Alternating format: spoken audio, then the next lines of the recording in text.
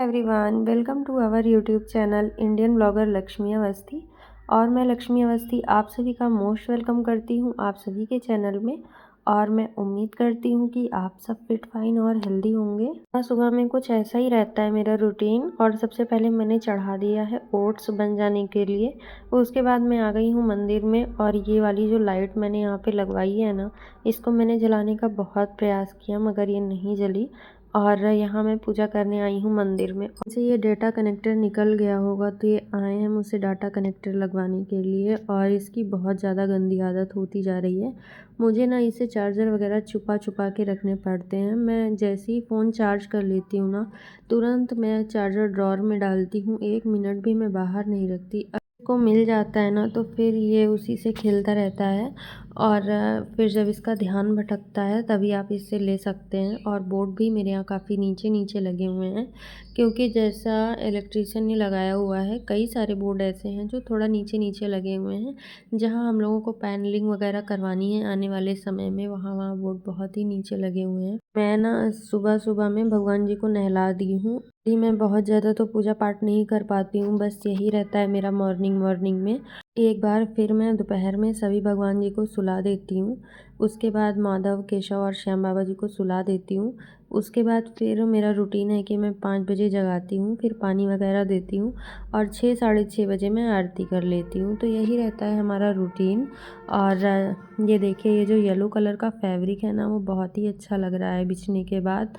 और सुबह सुबह में ही सारी क्लीनिंग हो जाती है। मेरी हाउस हेल्पर मॉर्निंग में 5 ही बजे आ जाती है काम करने के लिए। जब वो आती हैं तो उन्हीं के साथ फिर मैं भी लग के, जैसे जहाँ जहाँ मुझे डस्टिंग करनी है, जो भी चीज़ें होती हैं, फिर मैं मॉर्निंग से ही लग जाती हूँ।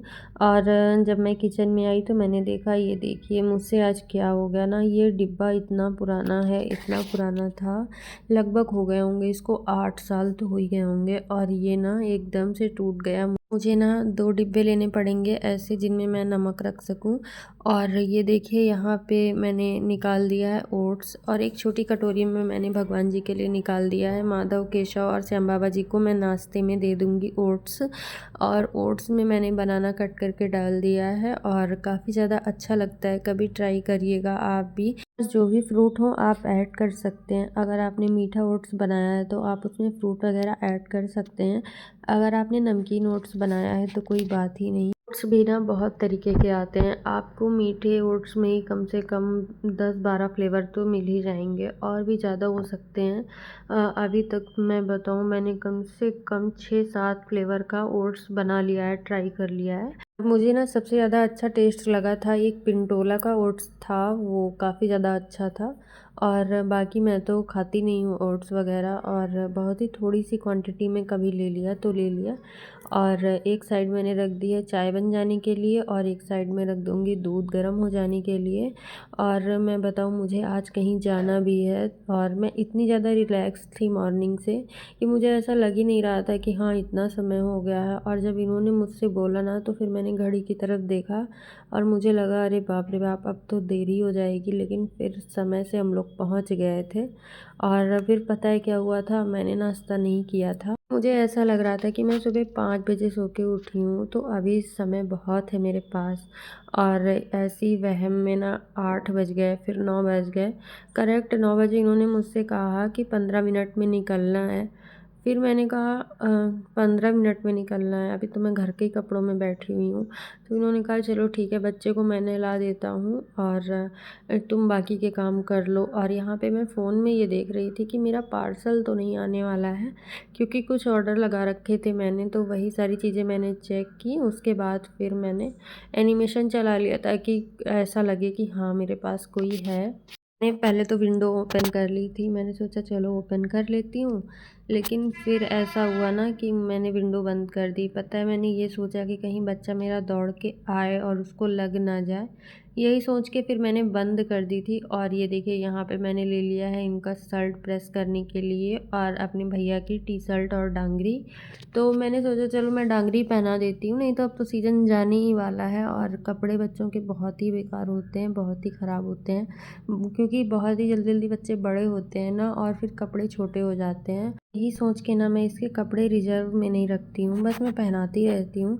अगर मुझे लगेगा कि हाँ, मुझे कहीं जाना है या इसके लिए कपड़ों की नीड है, तो फिर एक आध जोड़ी ले आओ और फिर काम चल जाता है। और मैं बताऊँ, इसके पास इतने सारे कपड़े हैं ना कि मैं क्या ही बताऊँ। किसी दिन ना मैं आप सभी के साथ इसके कपड़ों का कलेक्शन शेयर करूँगी। ये जो बेड आप देख रहे हैं ना, इसके सिरहाने में काफ़ी बड़ा मतलब एरिया है कपड़े वगैरह रखने के लिए। रैक में काफ़ी ज़्यादा जगह है और पूरी रैक में इसके ही कपड़े रहते हैं। और जो इसका 3 पीस वगैरह होता है, उसको तो मैं अलमारी में ही रखती हूँ या तो फिर मैं बेड में डाल देती हूँ। जो मेरा छोटा वाला बेड है उसमें, मेरी मम्मी का बेड है, वो मम्मी के बेड में डाल देती हूँ मैं।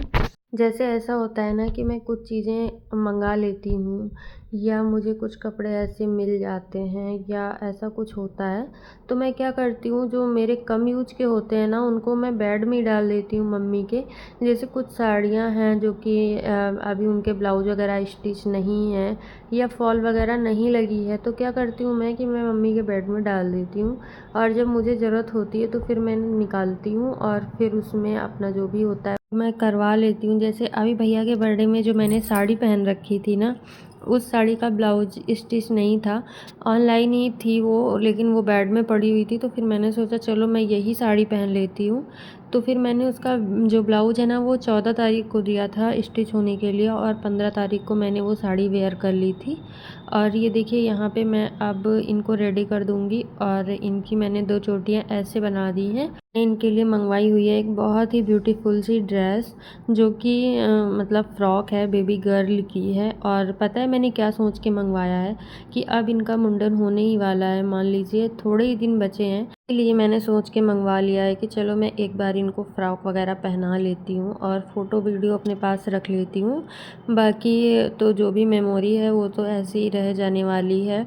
और मुंडन होने के बाद बच्चे थोड़े से बड़े हो जाते हैं। और मैं बताऊँ, इनका मुंडन होगा मेरे ससुराल में और वहीं पे इनका मुंडन वगैरह होगा। उसके बाद फिर मैं इनको कहीं लेकर जाऊंगी दर्शन वगैरह कराने के लिए, मध्य प्रदेश।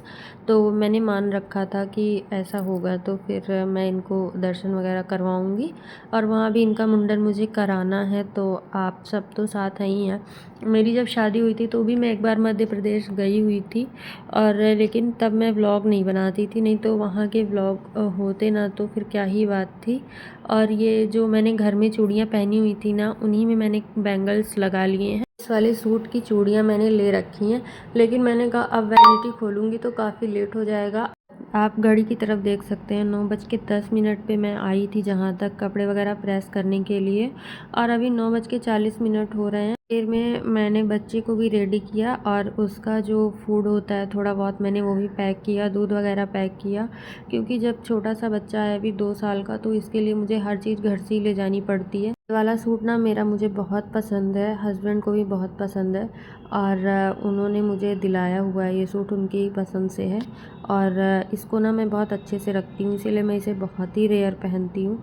और इसको ना जैसे ही मैं आऊँगी वैसे ही मैं इसे धुल के प्रेस करके बाकी पन्नी में रैप करके फिर रख दूँगी। और हो गई हूँ मैं रेडी। आज का लुक आप सभी को कैसा लगा, आज का वीडियो आप सभी को कैसा लगा, मैं कहाँ गई थी कहाँ नहीं, अगले वीडियो में बताऊँगी। तब तक के लिए bye bye, thank you, thanks for watching.